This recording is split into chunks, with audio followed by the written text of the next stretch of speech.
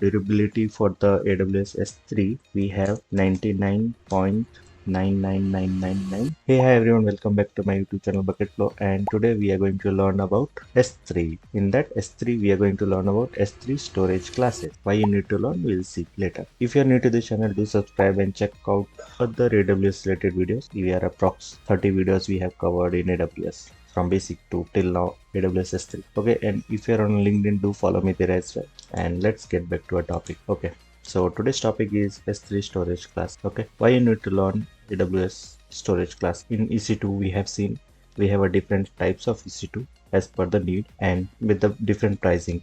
Okay, now we have same in S3 we have a different storage class. So why different storage class? Different data, different cost. Simple rule: frequently used or you want fast archive it, then you can save the price. So that's why you need different storage classes as per your need. Okay, before starting about the S3 storage classes, you need to learn about two different terminologies, you can say. Okay, the first one is durability and availability. Okay, so what this means, so let me highlight this one.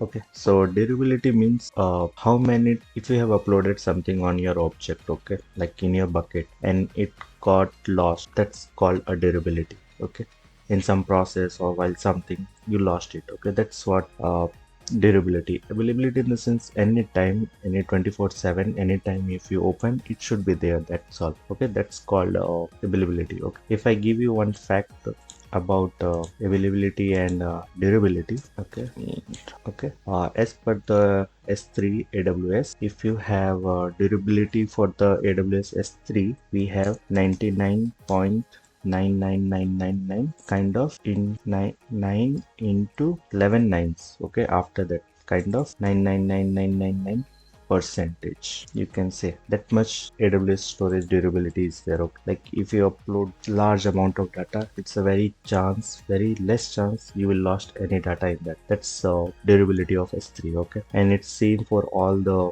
storage classes. Okay, we are going to see what are the different storage classes, but it will be same. And if I talk about availability, okay, if I say S3 standard has a 99.99% availability. Okay, and here we have 99.99% availability. In the sense, in a year it should be down by 53 minutes in whole year. Okay, that much availability it is. Okay, so these are the two things you need to learn about while selecting the S3 classes: durability and availability. Okay, so the first standard we have S3 standard, which frequently, if you need frequently access your data, at the time S3 standard is the best. S3 standard is the best. Okay, and it is a low latency and high throughput, you can say. Okay, and it's used for big data analytics, mobile gaming applications and all, and content distribution. As now we have seen, we have hosted our website on S3, so by default it will take an S3 standard. Okay, but the cost will be high as compared to the other classes. Okay, we are going to see about other classes as well. So our second class will be S3 infrequent access. Okay, so it should be S3, right? Okay, infrequent access in the sense you are not going to use, you don't need 24/7. Okay, within a certain period of time you need that, after that no need of that. Okay, if I say an example, you have something, you have saved your report. Okay, and you don't need your report 24/7. When you go to the doctor, or if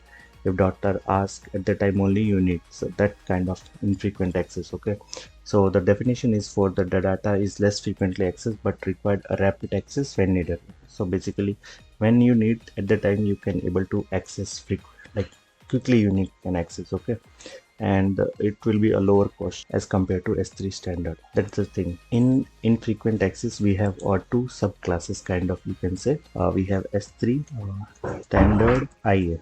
Okay, intelligent kind of. Okay, so this availability we have 99.9% availability, and the second class we have S3 one zone IA. Okay, and this availability we have 99.5%, 99.5% availability. Okay, so these are the two subclasses of infrequent access. You can read about standard IA and one zone IA. If you want, I can make a video Do let me know in the comment section. And third one we have a S3 Glacier class. Okay, so what this do in the sense Glacier class. So basically Glacier class is used for archiving and the backup. So let me like archive and the backup. So basically what happened, if you take an example of your bank statement, okay, like 10 years back, you need a back statement for last 10 years. Okay, so the it will not available on the spot. It will take some time.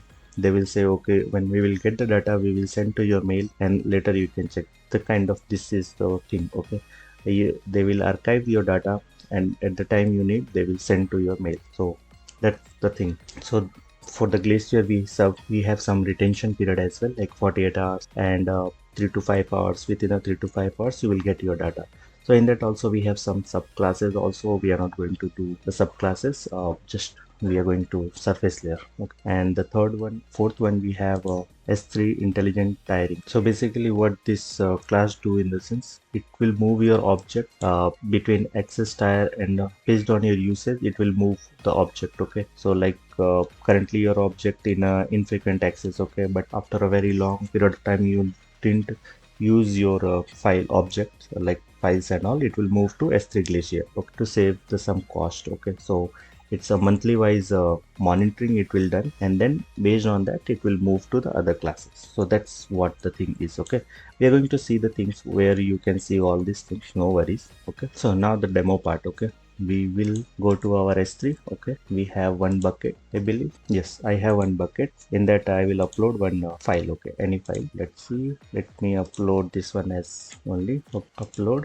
Okay, my file is got uploaded. We have one bucket, my S3 classes demo, and there is one file in that S3 versioning. Okay, if you click on that, okay, we have something called properties. Okay, under properties, just scroll down, we have storage classes, you can see here. Okay, click on edit. Okay, by default it will be standard. Okay, we have seen standard. Okay, now you can see here we have different storage classes. You can select intelligent tiering, standard IA, one zone IA, Glacier. We have a Glacier flexible retention. Under that Glacier we have a subcategory. Okay, and then we have something. So you can see here availability zone, in how many zones it will be available, minimum storage duration like 30 days, 90 days, and there will be fees also, like per GB fees apply. Okay, so this is a retrieval fees. Okay, and minimum billable object size, this one. Okay, if it is less than this, they will not going to cost you. Okay, so that's how you can select the storage classes. Okay, and you can read as per your need, you can select. Okay, so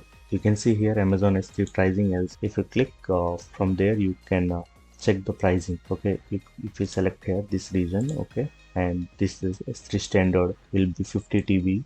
If you have a first 50 TB in a month, it will going to cost 0.023. Like 50 TB, it's too much, but still it is less than $1. So that much. Okay, and we have see here if you go S3 intelligent tiering, okay, automatically cost saving for the data for the unknown and the changing access pattern. Okay, if you see here frequent access tier, first 50 TB in a month, it will going to cost 0.03. Okay, so kind of same. Okay, if we scroll down, you can see here S3 intelligent tiering, we have archive. We zoom it.